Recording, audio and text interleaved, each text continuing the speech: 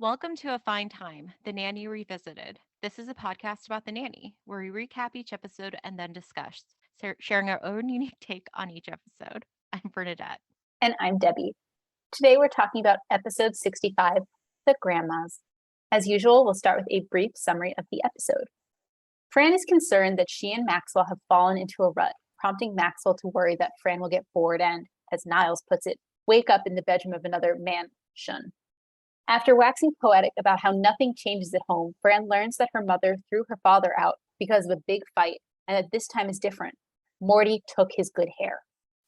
Worried about the possibility of her mother dating and getting married before her, Fran tries to get Yetta and Nettie to help her bring Morty and Sylvia back together, but her grandmothers are somewhat less than helpful, as they seem content that the marriage is on the rocks. Fran goes back to Nettie's apartment to talk to Morty and learns that her parents have already reconciled twice, so her work on that front is done. Fran returns to the Sheffield home with a newfound appreciation for the consistency and stability she can find in Maxwell, only to find him trying to mix things up. In his newly liberated state, he permits Maggie to go to a raging party with a Kennedy boy and ultimately reverts to his old ways. Meanwhile, Fran deceptively brings Gracie's first solo playdate to an end with the claim of a chickenpox diagnosis. Bernadette, do you want to add anything? Yeah, just to expand a little bit, there's a through line with Gracie where she doesn't want Fran to be with her for the Right. first time, which brings up about a kind of a crisis for Fran. Understandably, Fran's losing her baby. Yes, yes. But yeah, so this week we start out in the dining room and it's Maxwell and the kids. They're sitting there eating, and Maggie comments, well, she hopes Fran's okay. She's never late for breakfast. And Maxwell says, oh, I'm sure Miss Fine's all right. It takes time for her to roll out of bed, throw on a robe. And then there's the slipper dilemma: fuzzy or formal marabou feather pom pom. Um, and so I will, as a side note, though, note that typically we see Fran entering later than the others, I True, feel like. true. So But that maybe was she's on time and they're just early. maybe. But at this point, Fran does walk in. Good morning, everyone. And she's fully dressed. Mm-hmm. Miss Fine, why aren't you undressed? Says Maxwell. To which, of course, Fern has to comment on that. You know, I've dreamt of you asking me that question. And then she looks at the kids. Only you guys weren't here or weren't there. And then she kind of reflects, Niles was. What that man can do with a feather duster. And she turns to Maxwell. Don't ever let him go. I'm just Mm-hmm. like, whoa, as a child, would not have picked up on any of that. Correct. And also, could you imagine saying that to your employer in front of his children? I can't. No. So Fran's kind of a little disappointed that they've already started eating because she was going to suggest that they go out to eat. And Maxwell explains he prefers staying at home. Only Niles knows how to make his breakfast like he wants it. And Fran points out toast and eggs. And then she makes a comment how Daniel Day-Lewis could make him a good toast and eggs with his left foot tied behind his back. And we'll get back in our shticks on that reference. Mm-hmm. Um, And, Fran starts to say how everything's just so predictable and stuff. I walk in, you tell me how gorgeous I am. I do not. Well, start. Exactly. And then, kind of to prove her point, Niles at that point walks in and he has a tray with toast on it. And Fran says, along with Maxwell, the following: oh, just one piece of toast this morning, Niles. I think I overdid. And this is at the point where Maxwell kind of realizes that Fran's saying exactly what he is. So he pauses and says, this weekend, and she matches him. And, Exactly. and then we have the doorbell rings. And she, mentions how, well, I'm wanting to get this in order. Doorbell rings, so Niles goes off. Fran turns to Maxwell and says, "We're in a rut, honey. I mean, Mr. Sheffield." And for instance, it's Monday morning, so that's Miss Babcock at the door. Mouse is getting her coat. She's saying, "Careful, I just cleaned the fur." And then he's gonna say, "Don't cough up hairballs." And then she's getting even with him. And at that point, we hear Niles kind of scream off stage. Yep, So again, like Fran has it down, what happens what day. Uh, absolutely. so, and I believe I didn't write it down here. So is it later with the tie? That's later. Okay, good. Okay. But yeah, so that's the opening scene again. Fran is trying to shake it up a little bit because she thinks that everything is a little too predictable. Do you have anything to add to that opening scene? I do not. Okay, can you take us to the kitchen?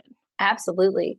So we're in the kitchen, and Maggie is sitting, and she has some books in front of her, and she asks Fran, "Can you help me with this? It's really hard."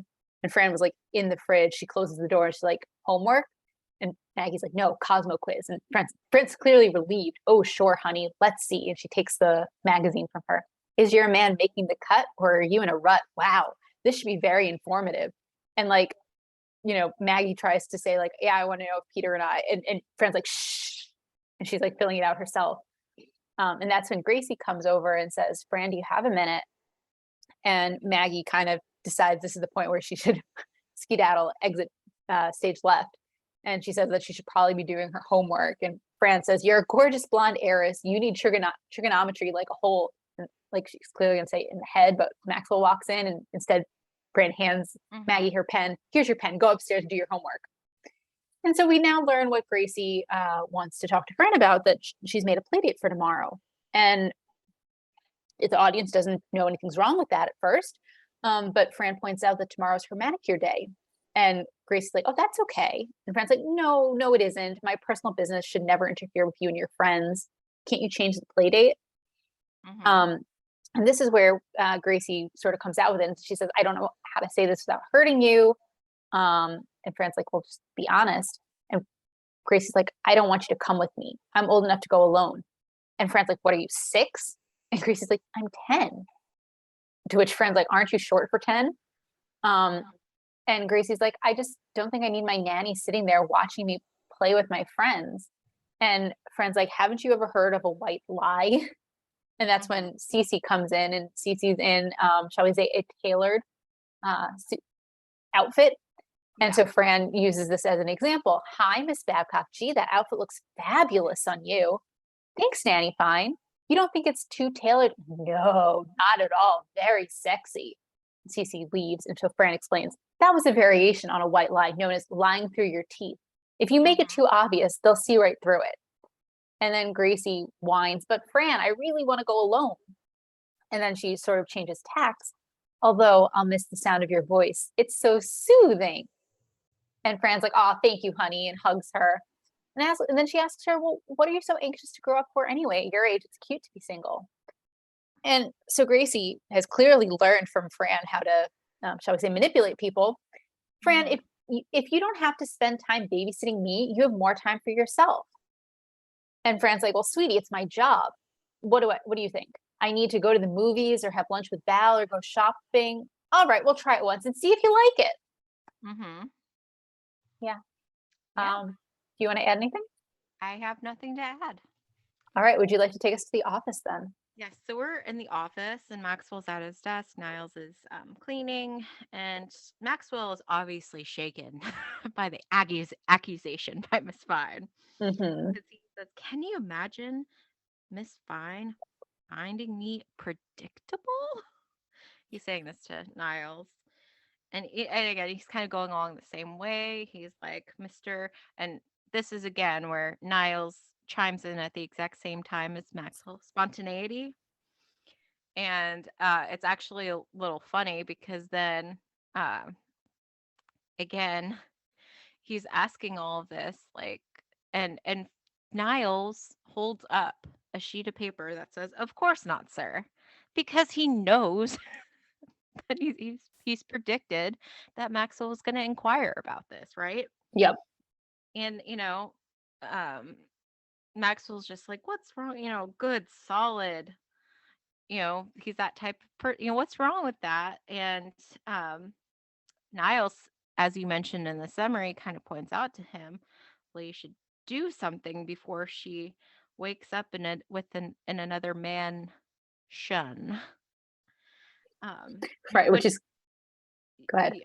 yeah, yeah, again, would not have picked up I can't talk, but I couldn't have picked up on that as a child, right? Right. Um, so then finally Maxwell comes around, and so he asks Niles, well, then how do I go about satisfying Miss Fine? Mm-hmm. And of course, Niles gets a look on his face. Well, Which yeah, go ahead. which we wouldn't have picked up on as children. Nope. Well, the second way, sir. Um, and of course, that doesn't, we don't get to hear, but, he says, oh, just shake it up. Do something you wouldn't do. Give me a bonus. Right. And, you know, at this point, uh, I'm trying to decipher my notes. Did you? So Fran comes in. Yes.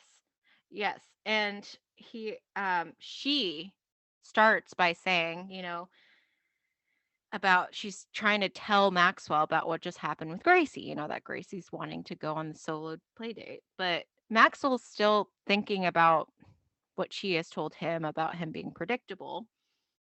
And he asks her, is this tie boring? And Fran's kind of like, I'm trying to tell you about a very traumatic, I'm losing my baby. Right. And then, but he's still, again, stuck on that predictability stuff. And then, so she finally says, well, it wouldn't be Monday without your Monday tie. And, Mm-hmm. and again, can't read that, but So he says to realistically, her, Miss Fine. so he says, that's it, it's gone. What else don't you like? And Oh, she says, yep. Well, I'm not a fan of those pants because, again, since he immediately took off his tie, the yep. implication being if she indicated she was not a fan of his pants, he would take off his pants. And he starts to. But then he comes out of it. Miss Fine. And again, she kind of accuses him of avoiding the whole issue. Um, but again, he's still because she's worried about Gracie wanting to be, without her. He's stuck on this whole thing, and he kind of loses it and ruffles Niles's hair vigorously. And he's like, you see, you wouldn't have expected that. But Fran replies, that's typical. And Niles is just concerned whether Maxwell flattened his hair because he likes a little, he does like a little higher, um, Right. in his hair, some volume. Do you have anything to add to that scene? I do not. Okay, will you take us to Sylvia's kitchen? I would love to. So we're now at the Fine family home, and we're in the scene with Fran and her mother's asking her, "Do you want to take some of the crystal?" And Fran's like, "Well, all right, maybe just Wilma and Bam Bam." And Mm-hmm. so Sylvia gets up on the little step ladder and grabs things from above the oven and says, "Well, don't tell your sister because I don't want to start World War III." Mm-hmm. And so then Fran has clearly come home to talk about the situation with Gracie, and she explains that she can't believe Gracie doesn't want to be seen with me. And Sylvia's like, it's a normal thing for a kid to go through. Don't you remember when you suddenly didn't want me to pick you up at school? And Fran's like, yeah, but Ma, I don't wear a girdle on the outside of my pants. And Sylvia's like, Madonna does it. It's trendy. I do it. I'm a freak. If you're so upset, why don't you talk to Mr. Sheffield? And Fran's like, oh, me and Mr. Sheffield, that's a whole other story. I don't think there's any spark left in our relationship. And Sylvia has some interesting advice. Did you try unscrewing the light bulbs for a little mood lighting? Whenever I want to turn your father on, the first thing I do is make it dark.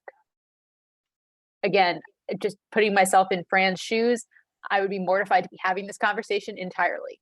Mm-hmm. Um, and Fran says, me and Mr. Sheffield aren't even close to unscrewing. In fact, I think we're beginning to bore each other. And Sylvia's Mhm. like, that's normal in a marriage. But me and Mr. Sheffield aren't married. Are you living with him? Yeah. Are you taking care of his kids? Yeah. Are you having sex? No. Then you're married. Mhm. Um, Sylvia tries to then impart some further wisdom about how relationships are like thighs. They start off smooth, then they get a little lumpy, but without them, you don't have a leg to stand on. And Fran just kind of looks at her like she's speaking a foreign language and says to her, I think you're about a quart low on your estrogen. Mhm. And Sylvia says, honey, the point is you got to go with the flow. Things change. Well, not here, Ma, says Fran.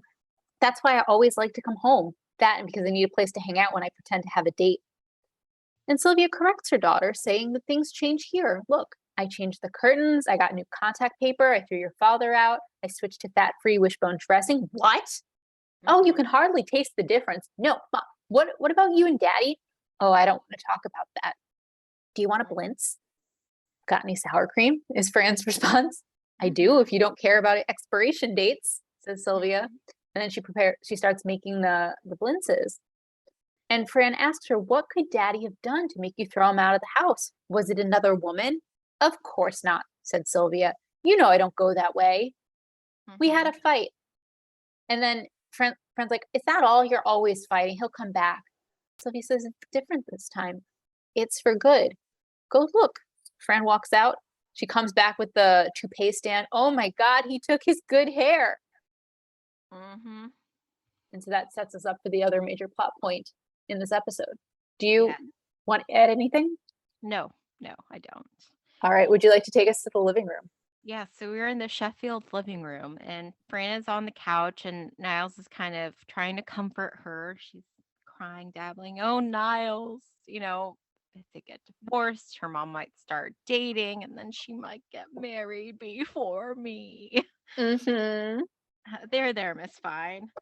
And Niles then proceeds to like give her a bite of the cookie that's like on the tray on the table. Right.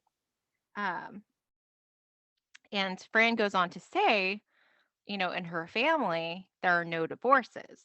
And Right. Niles is like, what about your sister? No, they're just miserable. And then he points out like an aunt and uncle. No, never legally married. What are you, Liz Smith? Mm-hmm. Niles was just going to keep going through her family tree to find someone who's been divorced. Right. Um, and then you know, she asks him if he could make something that they can nosh on because her grandma's Yeti and Nettie are gonna Mm-hmm. be coming over. And so Niles is like, "Oh, should I make this, and this, fancy stuff?" And she's like, "Sure. You can put in a blender and add some prunes." And uh then so Niles goes off to make the food. Gracie comes in, all dressed up, ready to go on her first solo play date. And Fran though is still upset. Like, what about the instructions? And so Gracie comes back next to Fran. Okay, breathe deeply. Here's my number if you need me. Remember, I'm right across the street. Again, taking kind of like the parental role in that situation of reassuring Fran. And then Fran accompanies her to the door, reminds her to look both ways. Don't make any like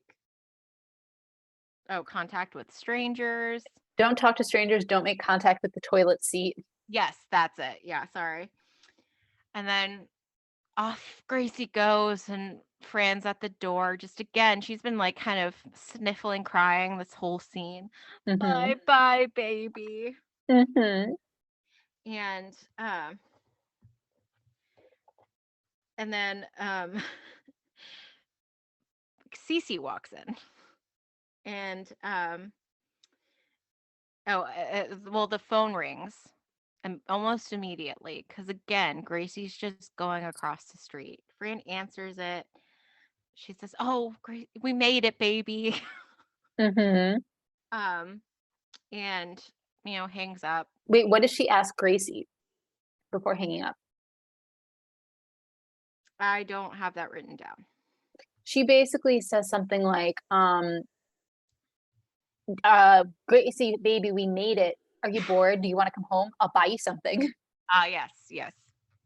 And then obviously, no, they hang up. And Cece's kind of just like, all these tears because of little Lacey. Mm-hmm.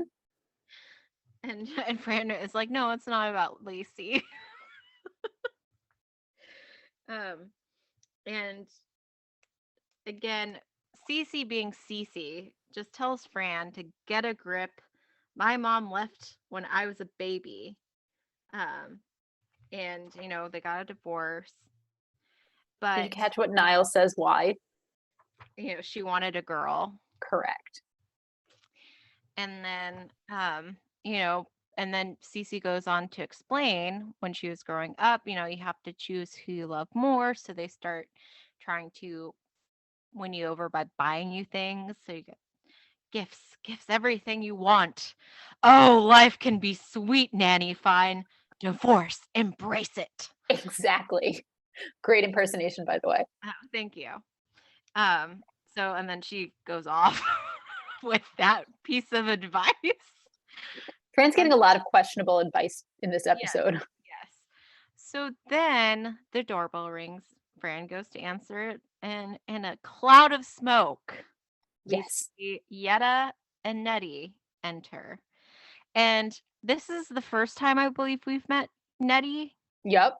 Morty's mom, and Mm-hmm. she's even shorter than Yetta. Mm-hmm. And she is decked out in all pink. Um, Uh-huh. Including her hair.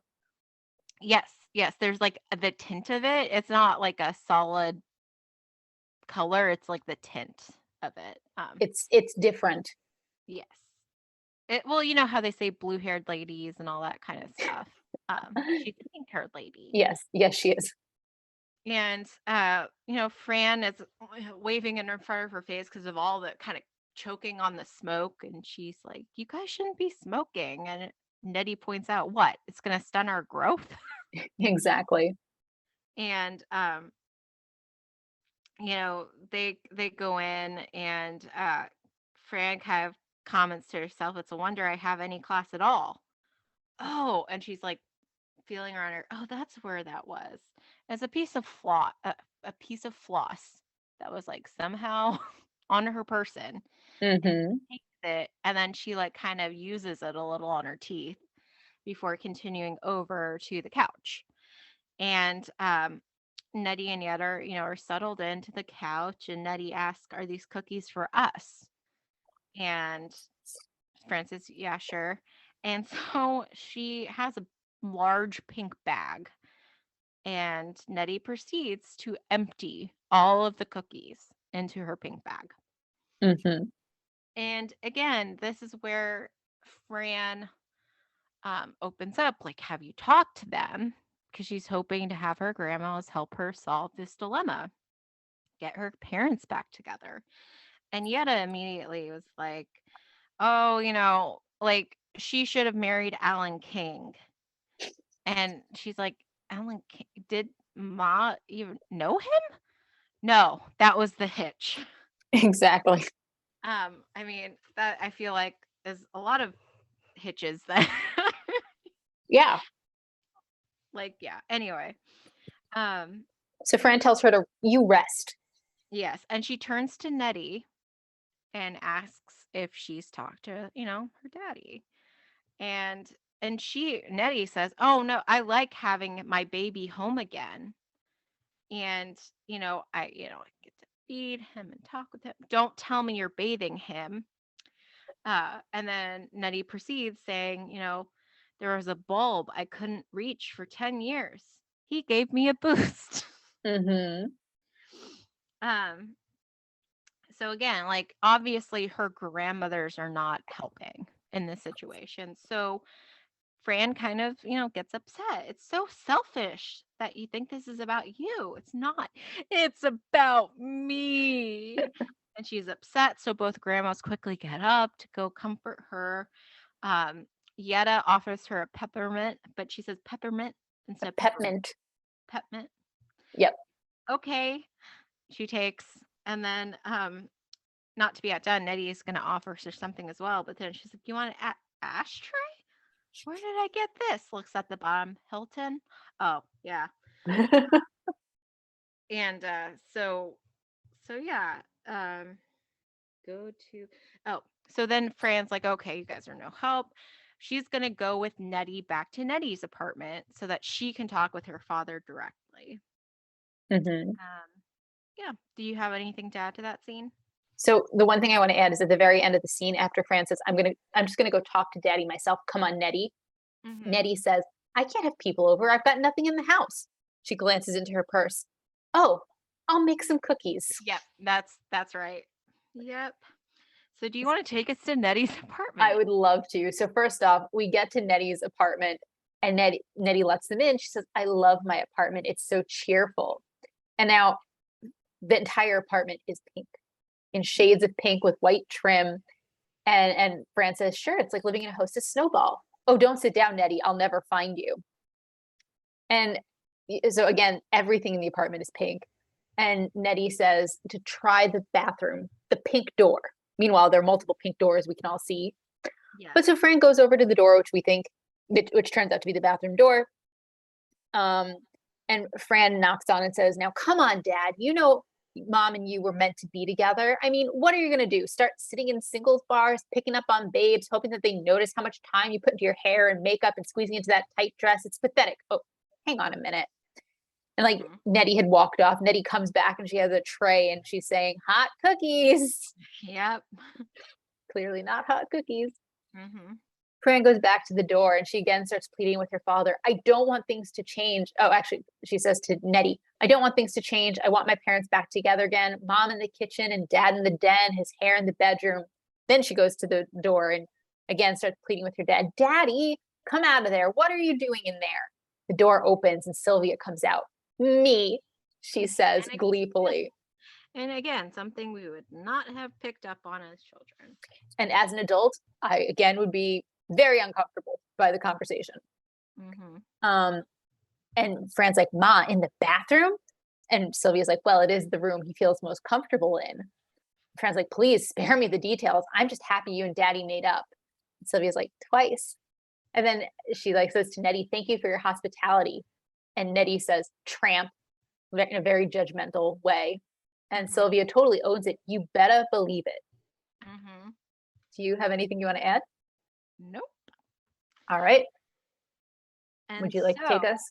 after seeing that her parents are back together, Fran's going back to the Sheffield residence, very happy. She opens the door, front door goes in.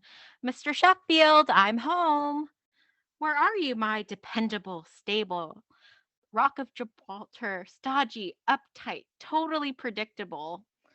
And then she gets kind of towards the back of the living room where like the piano is, and suddenly there's music. And Maxwell turns the corner and there's music playing, and he's in this like an outfit that is not his total usual style, and he has some champagne and some flutes in his hand. And then again, as to his outfit, Fran comments, "Is that my blouse?" Mm-hmm. And at that time, Maggie comes in and she's like explaining, that she's wanting to go to this party with her friends, and you know, it's gonna go until 3 a.m. But her friend and Max was like, "Oh, okay, you can go. Of course, Margaret, go ahead." And she acts as if he has denied it because that's what the expected reaction is, right? Right. "Oh, Daddy," like, and then she kind of realizes what? And he's like, and even Fran's like, what? He's like, I'm cool. I don't want Uh-huh. to diss your plans. And he kind of looks very satisfied with himself He does. as he's saying this. And I'm like, are you are you toasted? He makes um, the mistake of asking Margaret, why do you know why I'm doing this? And that's when yeah, Margaret says, you're toasted. yeah. But anyway, at that point, he's kind of directed his attention to Fran, and by the time he looks back, Maggie is out. She has run out the front door. She doesn't need to know what has prompted this. Oh no. So she's out, and Fran's like, "Oh, Mr. Sheffield, don't go changing to try to please me." Um, and and he's like, "Well, I thought you wanted something different." And he's like, Fran's like, "I miss the boring you. I want it. I need it. I gotta have it." At this point, Miles was entering the room, and he quickly turns around and Mm-hmm. um and again, Maxwell kind of like shifts back a little, and he's like, "If I were my own I would ask, what the devil is going on. You wanted me to change." And Fran explains, "Change a little." And then she makes this comment, like Michael Jackson's face. He should have stopped after Thriller. Mm-hmm. And she goes on to kind of remind him about the party, like, so you just let Maggie go out, um, to a party at 3 o'clock in the morning. And he says she's an adult, which, side note, what? Yeah, exactly. What? That makes no sense. Um, and then Fran continues because he's like fine with everything until Fran tells him with a Kennedy boy. And that's what he's going to go rush out. But then he looks at himself and he's like, "Oh, I look like Doc Bloody Severance. I'm wearing my Friday tie on a Tuesday." Mm-hmm. Very upset. As back to classic form. And Fran's like, "Go ahead and yell. It's stable and healthy." Right. And so Maxwell's off to try to go get Maggie. Meanwhile, Fran goes to the phone and calls over to, where Gracie is. "Oh, Lombardi. Oh, you don't need to put her on the phone. Can you just tell her the doctor called and it is chicken pox, so she'll. Oh, you want me to come pick her up? Okay." Hangs up. "Coming, baby," as she Mm-hmm. goes out the door. Do you have anything to add? I do not. Okay, and that's the episode. Exactly. So yeah, I mean, just as a quick before we get into our shticks, what was that she's an adult comment about? Like, Um, also, like, Gracie being 10 is also not quite, like, I thought she was 6 in the first episode, or like the first season. yeah. I mean, I think the thing is with child actors, they grow faster than the season permits, I think. Uh-huh. Um, but like you're right, she's not an adult because I'm pretty sure in the next season, in the episode The Car Show, well, actually, that would be her 18th birthday. The episode The Car Show, Fran tries to get to win Maggie a car for her 18th birthday because in her neighborhood, a young woman either gets a nose job or a car when she turns 18. Ah, gotcha. And sorry, that was a little bit of a spoiler, but don't worry, we're weeks and weeks and weeks away from that, so you can forget what I said before Mm-hmm. that. But But yeah, yes, so like, so and then also I was just gonna say, um, I think Maggie goes to college at some point, and I want to say that's also in season 4. mm-hmm. So like, So again, not. I'm not, I think of the lyrics. "I'm not a girl, not yet a woman." right, She is not an adult at this point no, in the series. no, So yeah, I was just like, "What?" And then again, I think they just aged them up a year, like, because I don't think Gracie would be 10 at this point. mm-mm. So yeah. Anyway, again, the children's ages are like the house plan, like floor Exactly, always changing to meet the needs of that particular episode. exactly. And now I'm still trying to figure out what episode we see her in college, but anyway, yeah, she's definitely not an adult. To your point, Yeah. Do you have any other kind of overarching things to discuss? I don't. I'm ready to jump into favorite fashion if you are. Okay. There wasn't as much variety in this episode, I feel like. No Now, because I mean, for a lot of the beginning part, Fran's in the same, like, outfit. It's Yeah. like a black shirt, I think, and then a It's kind patterned of a skirt. turtleneck, yeah, with a very colorful skirt. And then I will say though, the thing that surprised me with an outfit this episode. So when she's in the living room on the couch being comforted by Niles, Hmm. she's wearing like a two-piece kind of suit, skirt, jacket that's kind of green and white, Checkered. Yeah. checkered. And there are some like embellishments, and I didn't realize it until later what those were. So it looks like she's kind of dressed up, like a little more preppy. Hmm. But when she goes to answer the door, you see on the back of the jacket a cow. And I was like, "What?" And then I realized that the embellishments on the front were bells. I'm like, "What?" So more cowbell. Is that a Yeah. reference? Yeah, I pre SNL skit, I think. But yeah, um, I was not expecting the cow on the back. No. It totally changes like the tone of the outfit. Yes. Absolutely. Was there any outfit that kind of you wanted to talk about? Um, I think I want to talk a little bit more about Maxwell's Doc Severance shirt Yeah. to give it a little bit more color. To me, it looks like it's a silk button down. It has like a small collar. It has a white stripe down the middle, and then it has this eyesore pattern, for lack of a better description.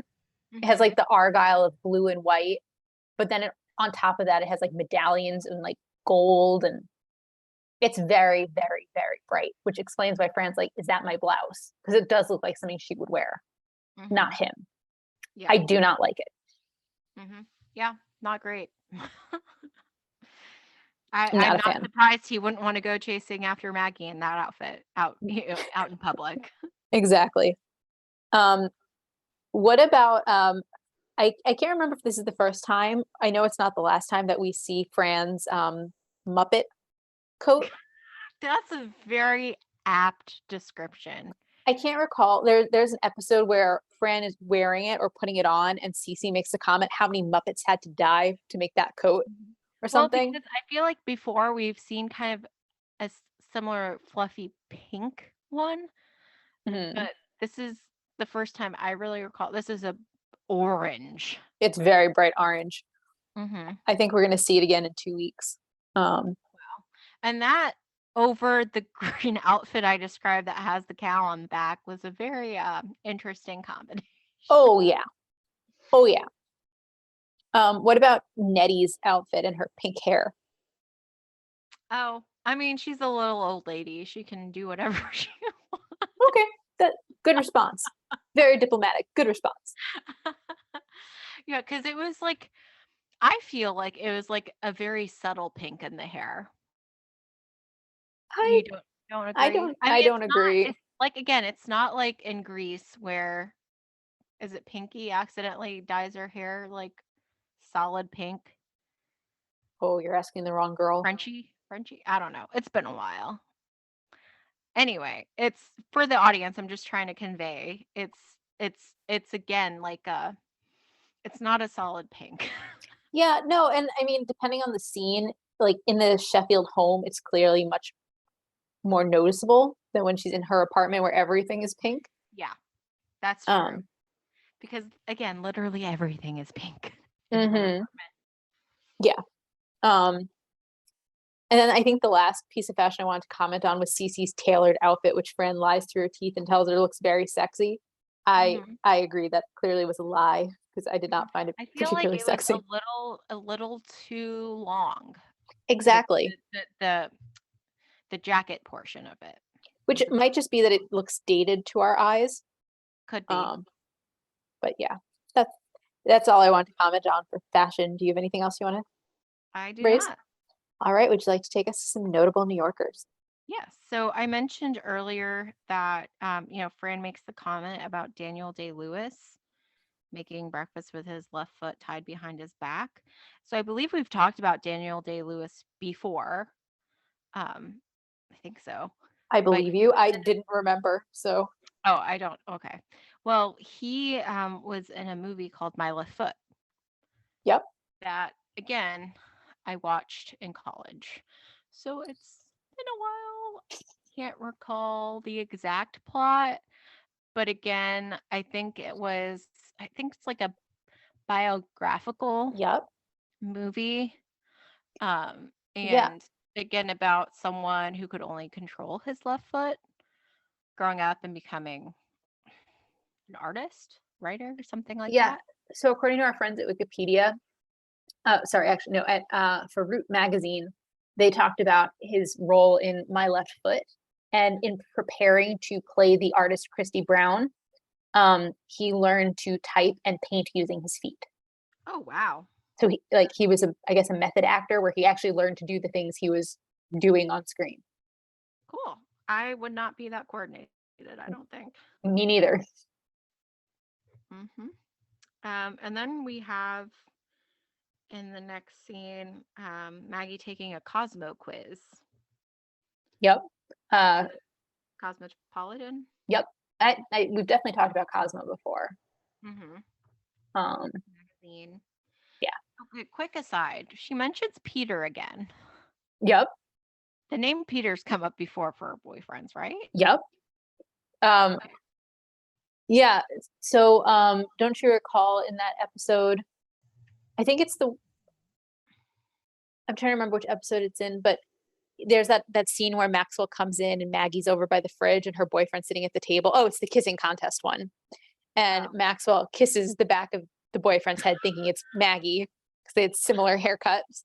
yeah. Um, and Maxwell digs himself deeper by calling him uh, Peter or Sean. I can't remember which.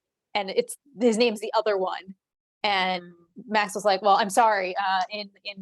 In England, Peter is short for Sean, or Sean is short for Peter, which is one of the Yeah. many reasons I left."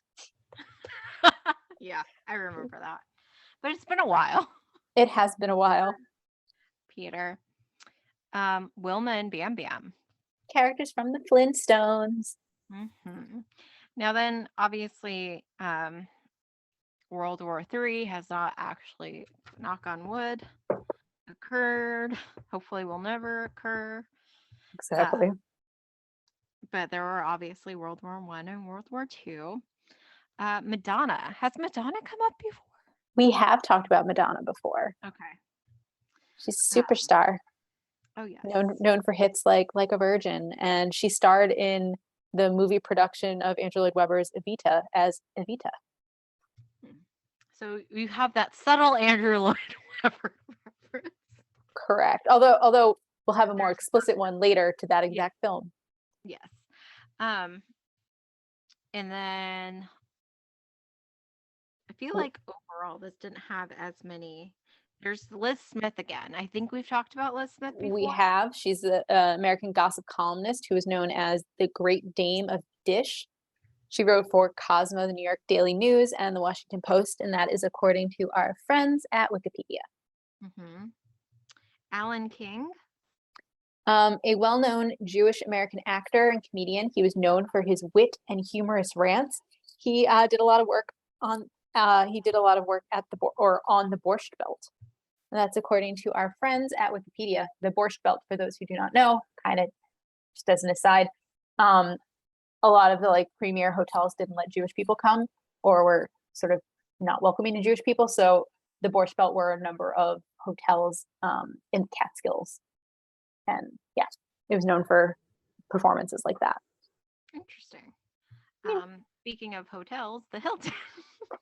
And a quote from our friends at Wikipedia: "A global brand of full-service hotels and resorts." mm-hmm. The Hostess Snowball. Did you write about that? I did, but before I give you my summary, could you describe the Hostess Snowball, like without looking it up? Because I couldn't.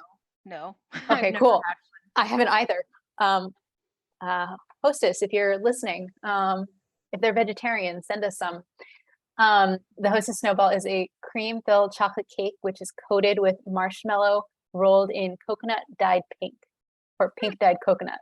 And that is according to our friend at hostesscakes.com. There you go. Rock of Gibraltar. I'm going to quote directly from our friends at Wikipedia here. A monolithic limestone promontory located in the British territory of Gibraltar. Hmm. Now, I was kind of curious. Was the phrase "I want it, I need it, I gotta have it" a reference? Oh, Do you I don't know? know. Um, I'm Because it's definitely like what it was similar to in my head, and definitely not a reference to, was 10 Things I Hate About You, when she's like, "I want you, I need you, oh baby, oh baby." And that's definitely not. But it kind of had the same cadence that it would be like a quote somewhere. yeah, so I just Googled it. And I'm seeing a lot of different things come up. So like SG Lily song Have It All. Hmm. Um, there's a comment from Pinterest about Polaroids. Um, Rocky Rivera's revenge lyrics. Um, to me, it's foreshadowing something else in the show, but Okay. I could be Okay. wrong. Okay. Yeah. Anyway, an obvious reference is Michael Jackson and Thriller. Yes. Um, Michael Jackson was the king of pop. He was an American singer, songwriter, dancer, and philanthropist, the eighth child of the Jackson family. Beginning in the late 1980s, he became a controversial figure due to, in part, his changing appearance. And that's Mhm. according to our friends at Wikipedia. Thriller was one of his most famous singles, which is often played around Halloween due to its invocation of horror films and horror sound effects. That's Yep. according to our friends at Wikipedia. As we are currently filming, or not filming, recording in October, it's very apt. Very. Exactly. Kennedys, the Kennedys. The Kennedy clan, JFK, RFK, Ted Kennedy. Hmm. Very prolific political family in the U.S. Yes. Doc Severance. So I think that's a reference to Doc Severinsen, um, a retired jazz musician who performed on The Tonight Show starring Johnny Carson. Was he known for like a certain look? Did it I say? believe so. That's according to Okay. our friends at Wikipedia. Okay. I'm out. Did you have any other references? I think I'm out as well. Yeah, I just want to circle back to the Doc Severinsen one. If you Google him and go to images, he has a lot of brightly colored Okay.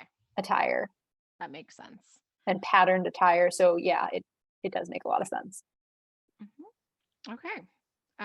So then Yiddish cup. All right, so we have a couple here. So the first one are blintzes, which we've talked about before. They're yummy. But more importantly, I want to point out that as I was watching the episode, I was so excited to see that the box of blintzes that Sylvia took out was the brand Golden Blintzes, which is the brand of blintzes I used to eat growing up. Um, Oh. so anyway, blintzes are a traditional Jewish food. It's like kind of like a crepe that's folded around filling, usually like cream cheese, like cream cheesy filling. They're marvelous. They make an excellent souffle if anyone is curious. Um, all right, so we also have the word nosh, which is like a snack, something to eat. Um, then Fran's comment about no one in my family has ever gotten divorced. I thought it might be interesting to share a little bit about Jewish divorce. So a Jewish bill of divorce is called a get, and without it, the wife is Oh. unable to remarry, basically, which causes the aguna problem. The husband is free to remarry because the prohibition on multiple wives is rabbinic, not Talmudic. Um, Mhm. so still not good, but this creates this what's known as the aguna problem or the chained wife problem. In the reform movement, some there's sort of a debate in the reform movement about whether a get is necessary. Some reform rabbis have basically said you don't need a get, just go and get the civil divorce, and that's enough. Others have said, well, you got married in a religious fashion, therefore you should get divorced in a religious fashion. Basically, to get the get, the husband and the wife, or the wife's proxy, will go before a beit din, a temporary rabbinical court, with their witnesses, and a scribe will write out the get and hand it to the husband, who then has to give it to the wife. so she can go and move on and get married again if she wants to. Hmm. So So then if you're in like a very acrimonious, like very contentious kind of situation and the guy's a jerk, he might refuse to do that. correct. And there's a lot of that in Israel. I remember seeing some news stories about rabbis who would go and try to convince uh, men to give their wives gets. Mm-hmm. It's just sort of a jerky thing, just a Mm-hmm. jerky thing to do. Yeah, I mean, we can talk about that on another episode if necessary. I can go into more detail, but That's it. yeah, Mm-hmm. that's the high level. The final thing I have is I think the comments from Nettie about how wonderful it is to have her little baby back in his little bed, back in his little room, etc. I think that's a not so subtle reference to Jewish men, the stereotype of Jewish men being mama's boys. Mm-hmm. And a quick Google about like where this comes from, etc., led to an article on jdate.com about Jewish mothers and sons. And I'll just share a couple bits of a little bit of wisdom from it. So, for example, for many Jewish women, it can seem like their significant other's mom has not gotten the memo that their son is an adult and no longer attached by the umbilical cord. So that's kind of the problem in a nutshell. And then it points to the old adage that a daughter is a daughter for life and a son is a son until he takes a wife, with the idea that, once like the mother daughter bond will remain no matter what. But once a son gets married, his wife becomes the most important person to him. So anyway, for future reading, I recommend it. Interesting. Did I miss any Yiddish cop? Don't think so. Excellent. All right. Would you like to do some 90s nostalgia? Yeah.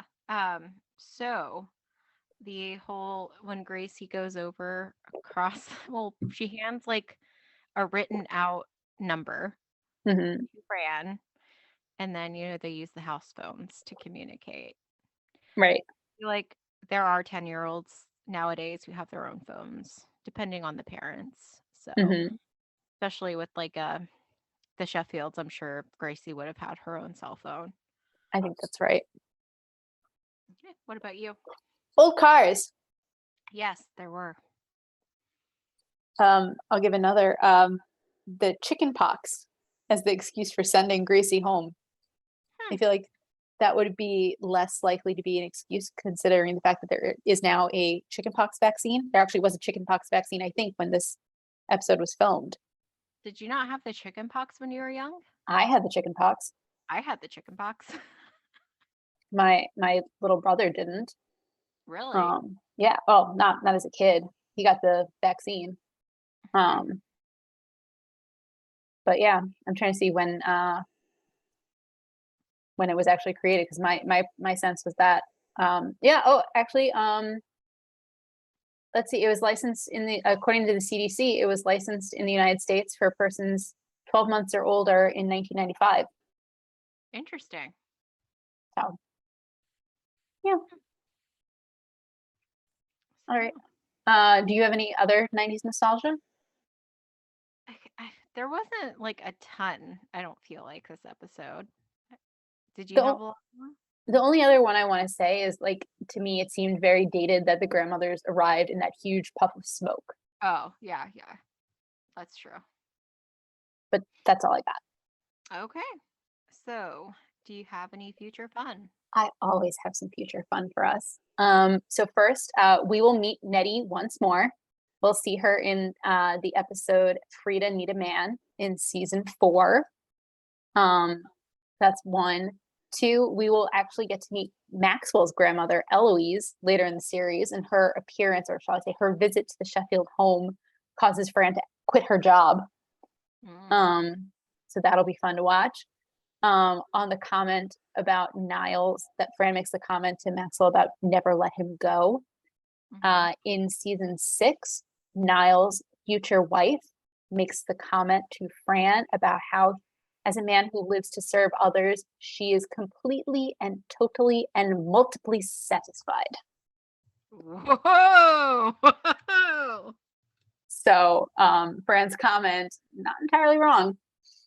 And then finally, At the very end of season 4, we have an episode titled Fran's Gotta Have It. And she is not talking about boring predictability. Hmm. Yeah. Okay. All right. Do you have anything else? We have to rate our episode. Yeah. And it's your turn this week to go first. Oh, goodness. So I like this episode. It's fine, but there's not anything like that screams like this is a great episode. Um, I'm gonna give it a 4. It's fine. I don't go out of my way to watch it. Um, yeah. I'll join you in that, giving it a 4. Do you want to add any other commentary other than it's No, fine? it's fine. It's fine. Again, I mean, some of the comments they made, like some of their humor was not great. Again, I don't personally like it when you're attacking people's like appearances and stuff for a Hmm. laugh. Um, and then I wasn't quite sure. Uh, this may be ignorant. I don't know how. Her comment about her mom not having missing a quart of estrogen. Like what? That's her reply. Um, Um, I mean, obviously that's a reference to menopause. yeah, yeah, Um, but still. Anyway, because they were talking about, because it was in response to her trying to say that relationships are like thighs. mhm. It starts off smooth and wrinkled, and if you don't have it, you don't have a leg to stand on. And her reply was, "Are you what? Are you a quart low in estrogen?" And I was like, "What?"